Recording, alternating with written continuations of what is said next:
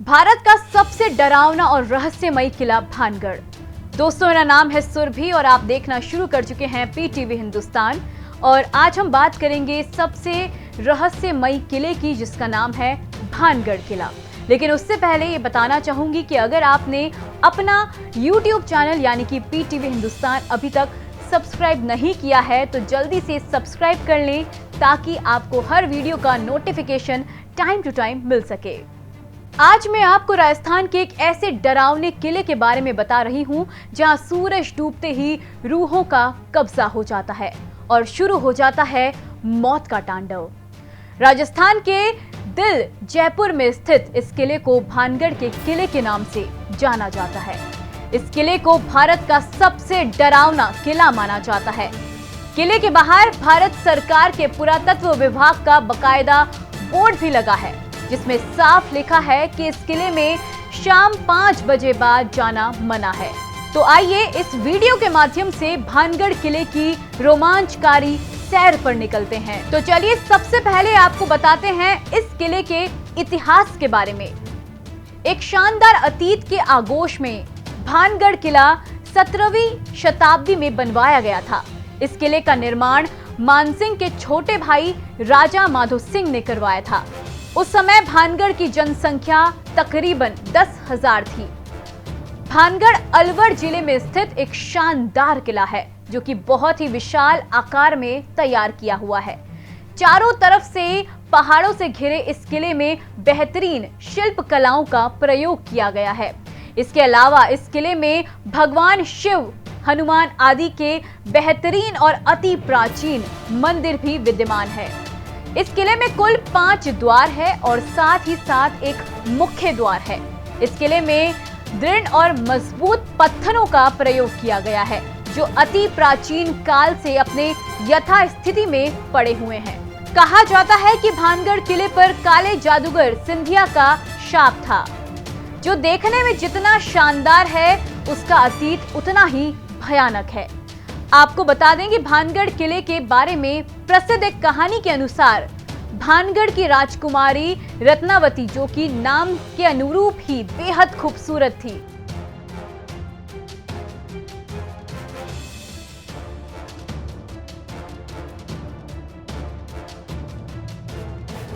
उस समय उनके रूप की चर्चा पूरे राज्य में थी और साथ में देश के कोने कोने के राजकुमार उनसे विवाह करना चाहते थे।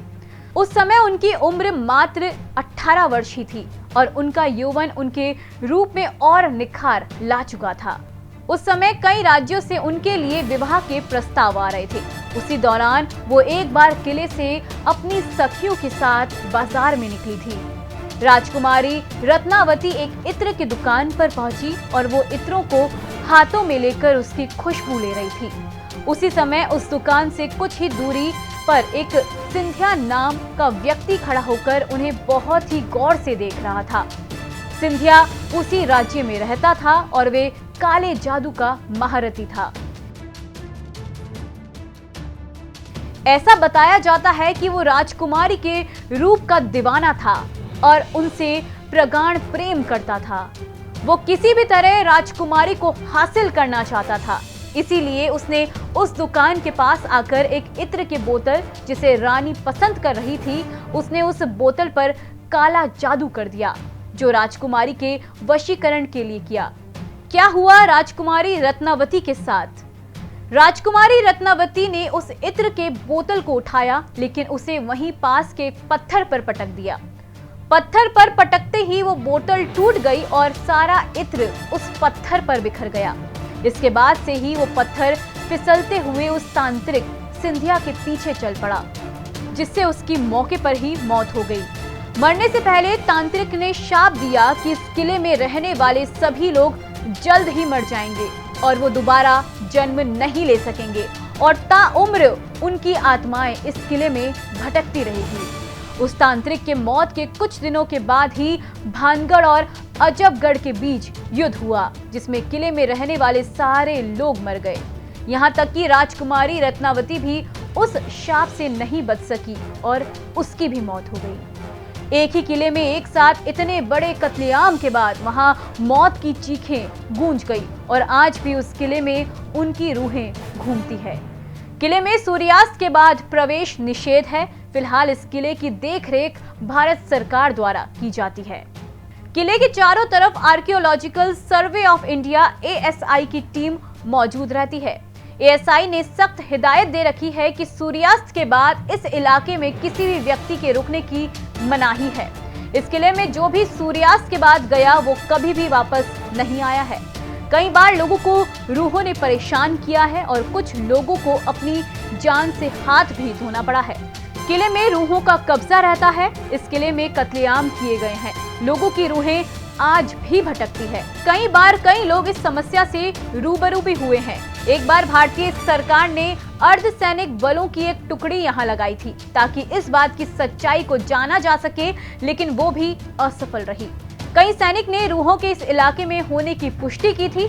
इस किले में आज भी जब आप अकेले होंगे तो तलवारों की तनकार और लोगों की चीख को महसूस कर सकते हैं। इसके अलावा इस किले के भीतर कमरों में महिलाओं के रोने या फिर चूड़ियों के खनकने की भी आवाजें साफ सुनी जा सकती है।